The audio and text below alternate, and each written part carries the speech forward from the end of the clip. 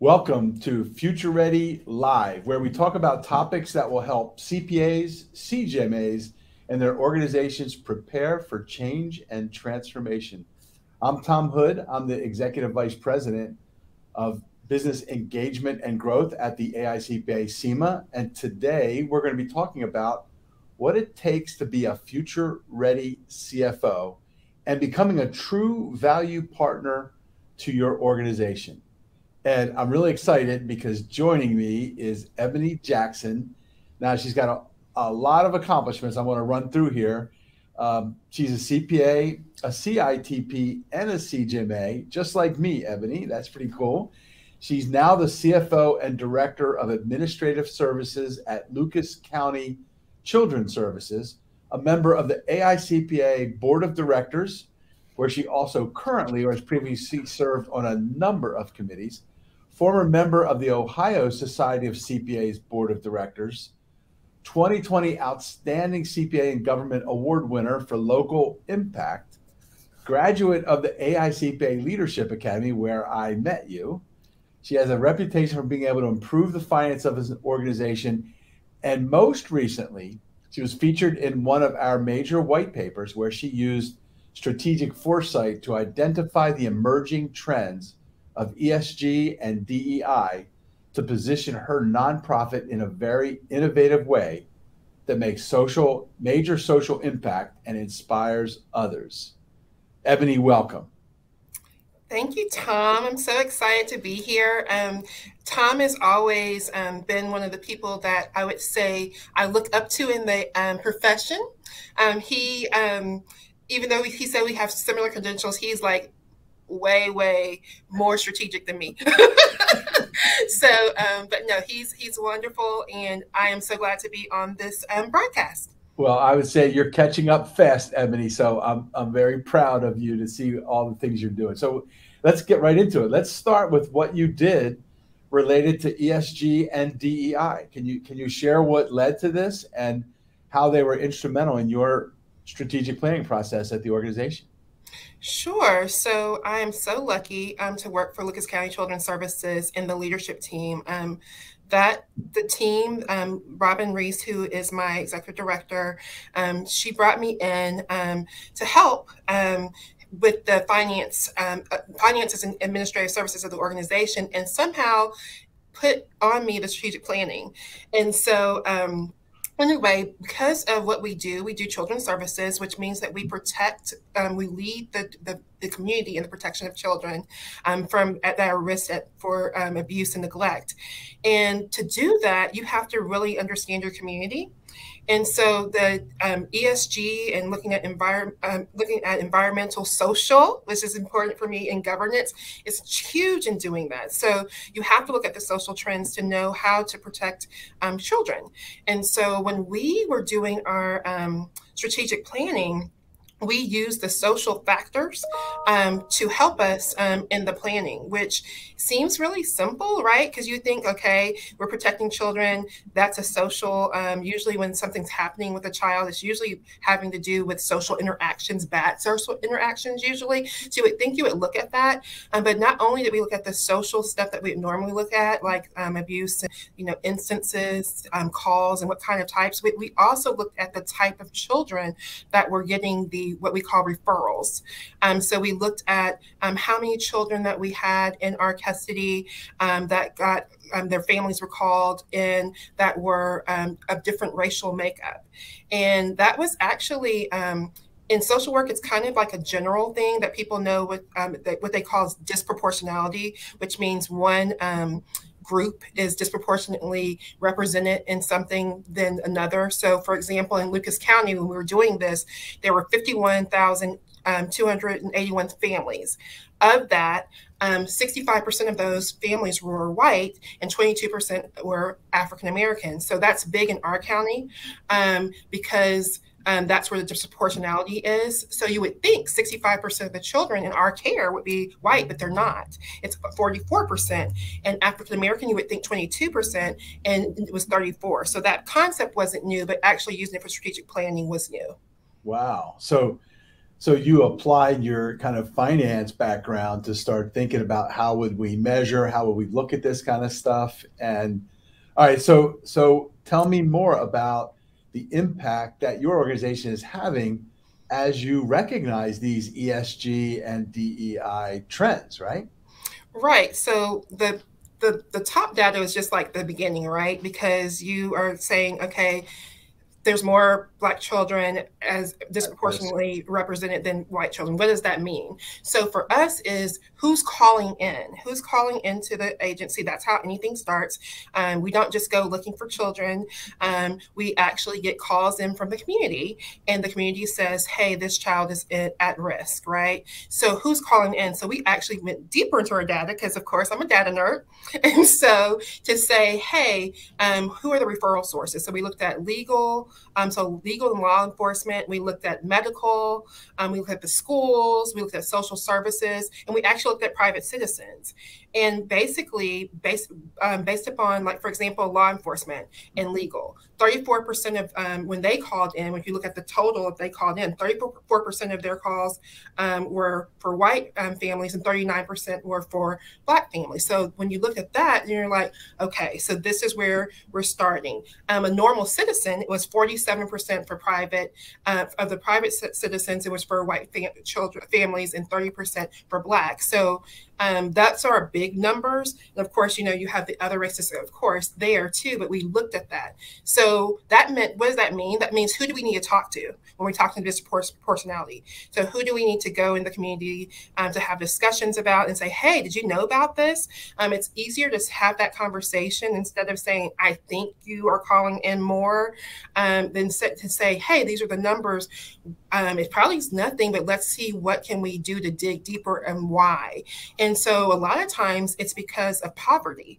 When you think about neglect, which is most of our calls, it's because a child is coming to school, they don't look like they are taken care of, and family people want to just help, right? So they call in and we have to investigate. So we kind of get down to the whys, but we can do that at the community, and we can know who to actually target and have those conversations with and to partner with, which is nice because one of the things we're doing that happened with this is that now we're meeting with, we have a training, I actually am over training and development as well, with the police department this month.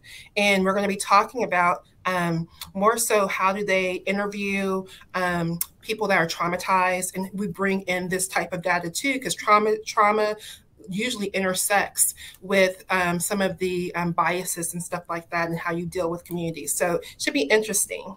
Wow. So when you think about like how this manifests itself in your strategic plan then, so how did you like develop actionable things and all around that? Tell us a little bit more about that. Sure. So it was first, okay, anytime you do a strategic plan, you have to validate your mission, right? And so for us, in the validation of the mission, once we put those numbers up there just to kind of be in there as a part of the environmental scan, okay? Mm-hmm. And so when you're validating your mission, you kind of see, is that where you're supposed to go? And so for us as social workers, we actually do what we call a practice model. And so it's basically, how do you show up and how does your mission show up in the community? So before we did this, we had a practice model that is that we are strength-based, which means that we really look at our family strengths, and that we are trauma-informed, and we're evidence-based. So that's how we were actually going into the actual community. But after this, we changed it to be culturally competent. So we put that at the beginning of our practice model, and we're strength-based. We're family-centered, and we are child-focused. So we realized that in this process that we weren't child-focused before. We were doing a lot of services for the adults, and we weren't always bringing it back to, is the child going to be traumatized in our system? And then we are trauma-informed. So it changed our practice model. So now It has cultural in it. Wow, that's pretty cool. Now, all right. So first of all, it's not usual that a CFO leads the strat planning piece. So tell us a little bit about how that came to be. And I know you have some prior experience doing that as well. Well, I think Tom is my reason that I'm so good at strategy, to tell you the truth. Um, I actually was in the Leadership Academy, and it's really serious. I was in the Leadership Academy, and one of the things we did was insight to action. So, Tom, that's one of his things. It really helped me as a professional to really look at everything to how do you use whatever kind of numbers, whatever kind of information, fiscal information to be actionable. Well, that's really useful in the government because guess what? We get a lot of funding sources, and usually it's for a social service. And so, how do you align that funding source to better that social service? And so, when you're thinking about strategic planning, when 52% of our money comes from the taxpayers in our area, you have to get everybody aligned in the community so they can vote for your 52% tax, right? That's basically taking 52% of our budget, and then the rest of the money, 9% comes from the state, and then the rest comes from the federal reimbursement. So it's all government money. So it's all mission-based money. So why would not put the finance person that loves to align financial sources to the mission in charge of the strategic plan? You're making a great case for a lot of CFOs out there in our audience to be saying, why don't you pick up this strategic planning function? Because you do have a lot of those unique notions. Now, so I also understand you went through some digital transformation there too. Tell us about that, because that's another thing that's on a lot of the CFOs' minds. So for us, I'm in government, and so when I first came into government, into this organization, we had a really strong, I would say, legacy finance team and IT team. IT works with me too, but they were still really building based. Like, we're caseworkers, we should be in the community, but they still had a lot of desktops, et cetera. And so we really wanted to figure out how do we help the caseworkers get out there with the community. So in doing that, I pretty much kind of just changed the place. We just were trying to figure out how to stop having desktops, have iPads, things that you can connect with. We talked about caseworker safety. We decided that we need to have something to help the caseworkers be safe in the community. So we did some what we call alert systems. So they actually have tethers. They have a phone, and if they're in the house and there's a problem, they pull the tether out the phone, and an alarm comes, and they call the police. We did a new ERP system. We're in our third phase of Oracle. We went, because we're going to go into the cloud and be doing more stuff outside. We did Office 365 and changed all of our servers. We also did a lot of upskilling of our staff during that, because if you're going to have all these new IT things, you're going to be doing things differently. You have to actually have different skills. So we did a big upskilling of our staff, just a lot, and it was all within a really quick time. It was before the pandemic. So if we were not ready, if we had not gotten all of the desktops, so we have about 400 staff. When I got here, there were probably 10 laptops. Now everybody has a Surface or a Surface and an iPad, depending on their thing. And the good thing is that we aligned with the state to help us fund it. Wow, that's pretty cool. So you were ready when the big switch got flipped to remote, I guess, right? We were pretty much ready. We had all of the, we were in the middle of the implementation. We had already ordered everything before everybody took all of the wonderful supply chain issues happened. We already had the stuff in our building. So it was really just rolling it out, teaching people how to do things differently, like getting a list of, this is your old way of doing things. Now you need to do this new one in your home. So that's why we had to do a lot of upskilling, right? Because a lot of people were learning their new skills at home. Yeah. So can you talk a little bit about some of those skills? We're always curious about what are those skills. By the way, one of my favorite quotes comes from a futurist, Mike Walsh, who says, if you automate, you must elevate the skills of your team. That's been a mantra we've been using. And obviously we talk a lot about upskilling and reskilling. Just give us a few of the things that you thought were highlights that really made an impact as you upskilled. So one of the things that people laugh. This is my my word. This is my new word. It's paperless ish. So we are paperless ish. And so before we were pushing around paper to basically do all of our POs, to do contracts, etc. And so once we got Oracle, we didn't have to do that anymore. We still had to scan the documents though. And so it was in the middle of pandemic. And so we had to, the ish, what I say is my clerical staff. I have an excellent clerical team. And they stayed in the building while everybody was out of in the pandemic, and they were scanning things so all the caseworkers can get things. So that was one of the things we had to teach is how to do use Oracle, how to use a workflow. Another thing that we taught for my clerical staff was actually how to do change management, how to not be like the people in the building that are really upset that they're in the building, and how to still have that when people do have to come in, have that levity on the floor.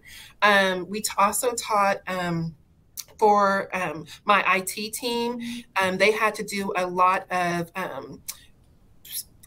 support that was from the building while everybody else was in. So teaching those types of skills. My accounting team was pretty troopers again with Oracle. And so it was just a lot of computer skills, I think. And then also the change management. And then also how do you look at like organizing, like one of the things that we had to do for my team is that we had to have visits. So visitation before COVID were between parents and their kids that were staying in foster homes, and they were in person. So guess what? We had to teach everybody and the kids how to do Zoom, how do you schedule Zoom, how do you make sure that everybody could do that. So it was just a lot at one time. And we had a list of like 30 different trainings on Excel, on Office, on all those fun things. So it was a lot, but it was good. It's pretty cool that you actually influence the whole community by teaching them how to use Zoom and technology to keep all those meetings happening. And that's pretty neat. And you know what? We also did, we're talking about educating the community. We have a thing called Parent Empowerment Institute that we did to actually get to families that were not within our system. Right. So basically making sure that they could, like we had a homeschool teacher who came and taught, and it's on our Facebook page, how do you set up your home for virtual school, and how do you not get stressed out with all the kids in the house the whole time? So stuff like that as well. Yeah, that's super important, right? Especially in this crazy environment that we're in, right? Now, all right, so anything else? How's your role changed since the pandemic started back in March? Ooh, a lot. I mean, a lot of things you talked about were all part of that, I suspect. But yeah, what about any core big things in your role as CFO that you know, we have to do a lot of, again, we had CARES Act during the pandemic. We have ARPA. So digging into rules again and trying to align funding. So I think I was doing it before, but I feel as though I'm doing it more. A lot of virtual conversations with leaders, finance leaders, with the state, with the governor's team on how can we advocate for the governor's budget. So a lot of advocacy work that I probably would have had to do before, but I had to do more of that now. A lot of it happened. We talk about the innovation that happened during the pandemic. It was huge. One of the big things that happened here is that we started getting more technology, push for technology, right? So one of the cool pushes that we did is that we have virtual goggles. So now that we can basically have caseworkers, when we're trying to train them or we were trying to recruit, they can actually put goggles on. And it was actually, I think it's an Accenture program. And they basically can see and go through a whole case and see what it feels like. We can also use those with our legislators when I'm trying to get them to give us more money. So it's really cool. And they have a D&I, a diversity scenario on how taking the same family from different races and see if you would have assessed them and called in a referral differently. So it's like all pretty much all within our strategic plan. So it kind of just focused us. That's amazing. So they've actually built those applications out that would fit your use case, and so it's augmented reality, I guess, right? Or It virtual and is. augmented, VR, AR. Yeah. Yeah. And so it helps us. So, what a good focus strategic plan does for you is it helps you focus. So, during the pandemic, we really focused. We started the strategic plan in 2019, right? So, we really focused on keeping kids out of foster care, focused on reducing the disproportionality in our system. We had that kinship institute I told you. That Mhm. was a part of our plan, leveraging collaborations and doing process improvements. So because we already had the plan, it was really focused, and because it helped us advocate. So when we talked to our senators and our Congress people, all of the legislatures, that we knew what to talk about. When we talked to the governor, when he's asking us what we want for our budget, and we are in those meetings, we knew what to ask for. So because we're a part of the training development system, so we are over the region for training for child protection, then we got to have those conversations. We would really like this, we would really like that. So we were very focused. We were on a lot of the teams, and so we knew what to do. So we had a plan. So even though we were going through the pandemic, we were laser focused. And one of the big ways to keep children in their out of foster care is to keep them in their families. Even if they're having the parents are having an issue, they still have grandparents, they have aunts and uncles. You don't have to remove them for those people they know. You can just need to remove them from the people causing harm at that time. And so that was one of the big strategies we came up with by looking at those numbers, was to keep families together. And in doing that, we could keep them out of foster care. So we had a big, bold, audacious goal of reducing the kids in foster care by 75%. And to tell you the truth, usually in a child protection agency, if you're over 50% of your kids that are in kinship placement, so with their family, that's good. In August, I just did a training on this, so I have the number fresh. In August, we had 91% of the kids that were removed. 91% of the kids that were removed in August were placed within their family system. Wow. And so it's really important to be focused and having that resources align with that focus. Wow. That's incredible, Ebony.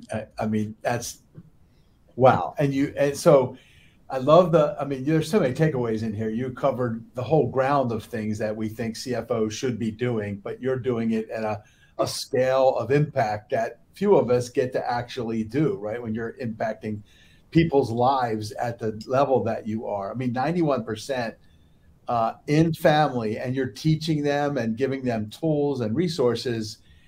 And you led that right from your strat plan side with your organization. So I love the focus idea. You know that gave you we know what we're trying to do, and now any conversation you have, you're listening for the things that you need to bring in so that you can create that impact that you're trying to do. And then clearly you're measuring it, right, and reporting on it. Oh, definitely. You know, we do that. We are. So the good thing is that the leadership team here is so good, and so like I got to lead the strategic plan, but everybody leads their own area. So we did something, and I probably learned this from you too, Tom. We did like innovation lab type things where after we did the little theoretical strategic plan, we went through with the leaders and had each one of the areas have leaders, and we backtracked and we did we have an operational plan that supports it. And so we made sure we had goals. So then that means it's there. So right. We got to lead the thought process and the actual thing and the board and all that stuff as it relates to the process.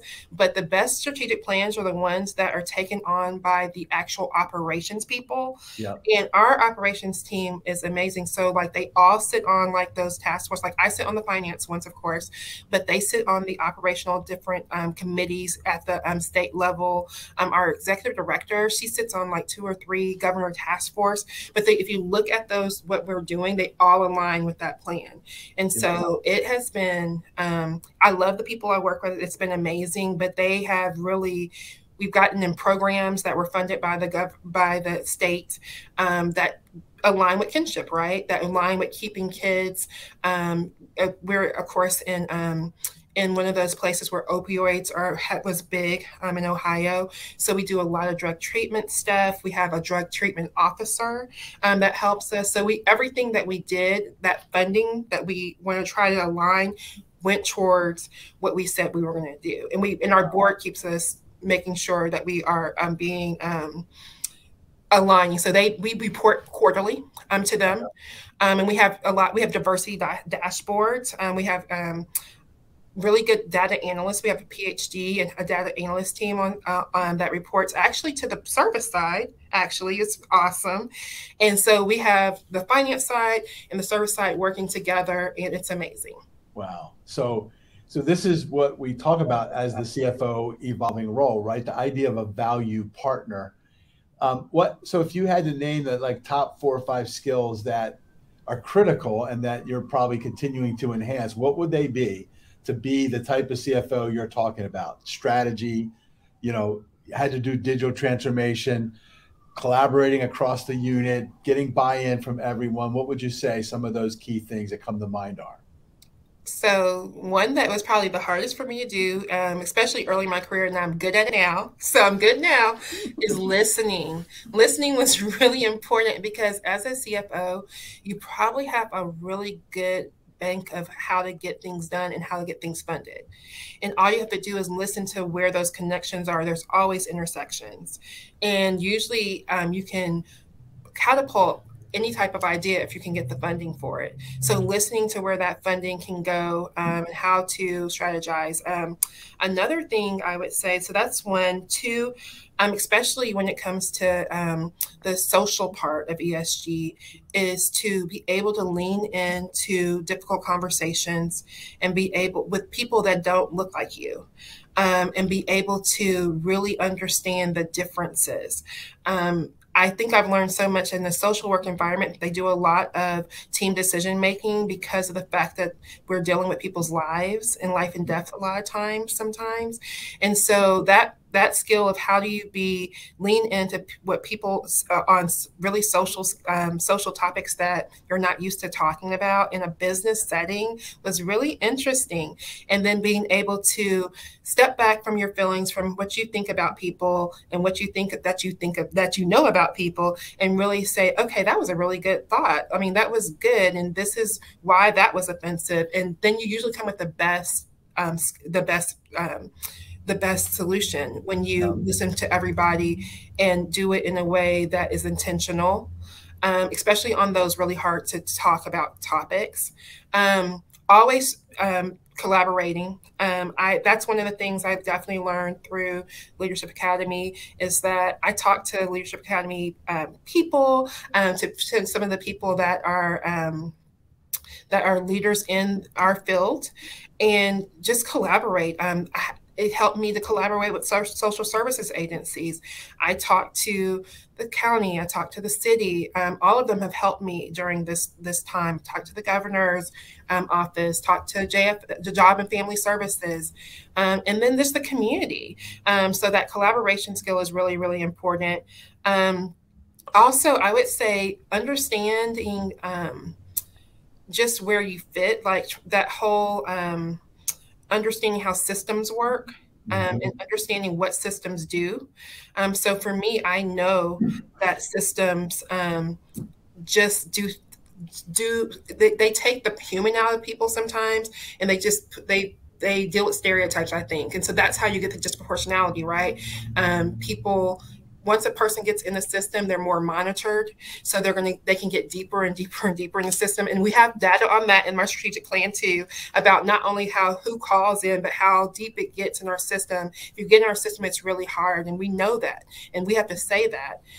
So knowing that, and then just keeping up on what's going on around you, like the news, the trends, the futurist stuff, what's going to go in the future, because we wouldn't even have thought of those, thought about talking about virtual reality, and Accenture probably was already doing that project like way long time ago, right? Because they think that way. But then to know to go look for that, or talk to the state and they look for that. So yeah, those types of things. Stay current and be continuous lifelong learning.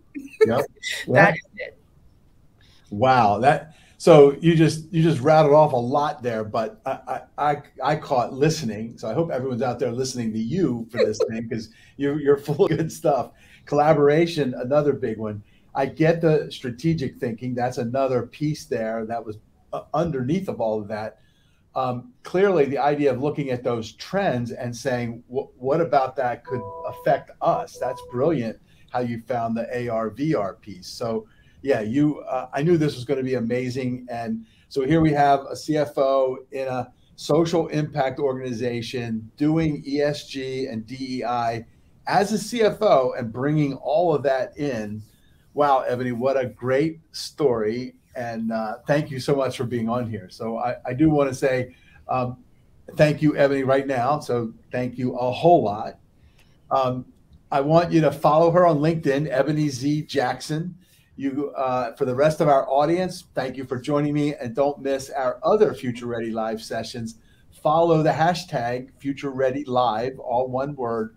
We'll be back here on LinkedIn the first and third Tuesday of every month at noon Eastern. So we'll see you at the next one. Thank you.